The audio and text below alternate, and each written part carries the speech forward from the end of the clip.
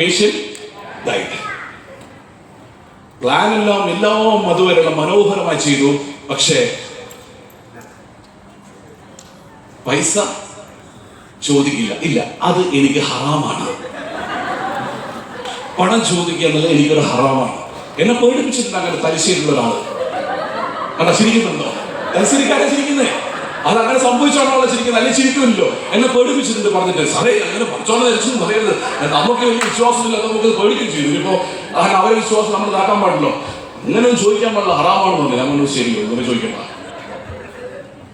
അങ്ങനെ പണം ചോദിക്കുന്നത് കുറ്റമായിട്ട് കരുതുന്ന എത്ര പേരുണ്ട് ഈ ലോകത്ത്? ഹലോ, ഒരു കാര്യം ഞാൻ പറയാം. ഈ ബിസിനസ്സിൽ നിങ്ങൾ എത്ര സക്സസ്ഫുൾ ആയി എല്ലാ കാര്യങ്ങളും ചെയ്യുന്നു, ക്ലോസിംഗ് എന്ന് പറയുന്ന ഭാഗം, അതായത് മറ്റൊരാളുടെ പോക്കറ്റിലുള്ള പണത്തെ നല്ല രീതിയിൽ നല്ല ഉദ്ദേശത്തോടു കൂടി അതിനെ എടുത്ത് നിങ്ങൾക്ക് നിങ്ങളുടെ ബിസിനസ്സിലേക്ക് അവരുടെ ബിസിനസ്സായി കണ്ടുകൊണ്ട് നിങ്ങൾക്ക് ഇൻവെസ്റ്റ് ചെയ്യിപ്പിക്കാൻ പറ്റിയില്ലെങ്കിൽ, ഞാൻ പറഞ്ഞു, നമ്മൾ ഈ കണ്ട ഈ 6 കാര്യങ്ങൾ നമ്മൾ പറഞ്ഞതിനും യാതൊരു ഉപയോഗം ഉണ്ടാവില്ല. 78 പ്രോസ്പെക്ടിന്റെ ലിസ്റ്റ് എഴുതി കണ്ട ആളാണ് ഞാൻ. കഴിഞ്ഞ 2 ആഴ്ച മുമ്പ് ഒരു വ്യക്തിയുടെ പ്രോഗ്രാമിന്റെ 78 പ്രോസ്പെക്ട്സ് ആണ് അദ്ദേഹത്തിന്റെ. 78 ഒരാളെ പോലും ക്ലോസ് ചെയ്തിട്ടില്ല. അയാളോട് ഇരിക്കുന്നില്ല, പുറത്താണ്. എന്താ കാര്യം? എല്ലാം ചെയ്തു. MBBS പഠിച്ചു, എൻട്രൻസ് കിട്ടി, MBBS പഠിച്ചു, നല്ല കോളേജ് പഠിച്ചു, നല്ല ഡോക്ടറായി. ആദ്യമായിട്ട് ഓപ്പറേഷന് പോയി. 78 പ്രോസ്പെക്ട് ഉണ്ടായിരുന്നു. പക്ഷെ 78 diet. So my dear brothers and sisters, ഇന്ന് നിങ്ങൾ എഴുതി വെച്ചോ, ഞാൻ പറയുന്ന വാക്ക് വളരെ സത്യസന്ധമായ വാക്കാണ്. നിങ്ങൾ ഓരോ ലീഡേഴ്സിനും നിങ്ങൾ ഇവിടുന്ന് കേട്ടു.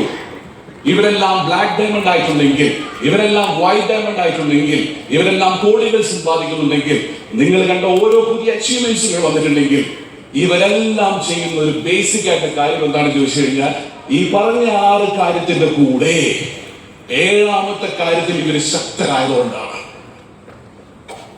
ഈ 7ാമത്തെ കാര്യത്തിൽ നിങ്ങളൊരു ശക്തനല്ലെങ്കിൽ, നിങ്ങളൊരു ദുർബലനാണെങ്കിൽ, ഞാൻ പറയുന്നു, നിങ്ങൾ വെറും ഒരു, ഞാനോ നിങ്ങളോ ആരോ ആയിക്കോട്ടെ, മനോജ് ചേട്ടൻ കറക്റ്റായിട്ട് എനിക്ക് പറഞ്ഞു വന്നു പോയി, അതുകൊണ്ട് എനിക്ക് ആ വാക്ക് ഇടയ്ക്കിടയ്ക്ക് ഉപയോഗിക്കാം. നമ്മളെല്ലാം വെറും ഒരു ബനാന റൈസ് സൂപ്പായിട്ട് മാറും, അല്ലേ? നീ ഒരു മലയാളം പറഞ്ഞിട്ട് അർച്ചിട്ട് മനോജ് ചേട്ടൻ പറഞ്ഞല്ലോ, നീ ഇതിനെ പറയുന്നത് ചോദിക്കേണ്ട, ഞാൻ വേറെ രീതിയിൽ പറഞ്ഞത് ആണോ അല്ലയോ?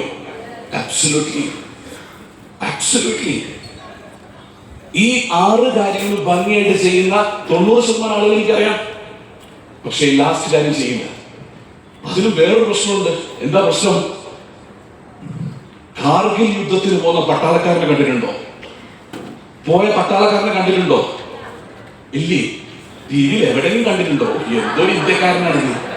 എവിടെയെങ്കിലും ടിവിയിൽ എവിടെയും ഇല്ലാന്ന് പറഞ്ഞാൽ അവിടെയാണ്, ഞാനല്ല. ഓക്കെ. കാർഗിൽ യുദ്ധത്തിന് പോയ പട്ടാളക്കാരനോട് ഇരിക്കുന്നുണ്ട്. ഒന്ന് എഴുതി നോക്കുവോ? കാർഗിൽ യുദ്ധത്തിൽ പട്ടാളക്കാരനാണ്. അങ്ങനെ എഴുതി നോക്കൂ. എല്ലാവരും എഴുന്നേറ്റ് നിന്നുകൊണ്ട് അദ്ദേഹത്തിന് നല്ലൊരു കയ്യിൽ കൊടുക്കണം. കാർഗിൽ യുദ്ധത്തിന് പങ്കെടുത്ത ഒരു പട്ടാളക്കാരൻ അറ്റൻഡ് ചെയ്യുന്ന മീറ്റിംഗാ. ഇതൊരു ചെറിയ പരിപാടിയല്ല. എന്റെ സാറേ, നിങ്ങൾക്കൊരു കാര്യം അറിയോ? ഞാൻ 10 വർഷമായിട്ട് ഏത് ട്രെയിനിങ് എടുക്കുമ്പോഴും എവിടെയെങ്കിലും ഞാൻ പറയുന്ന ഒരു സബ്ജക്റ്റ് ആണ് കാർഗിൽ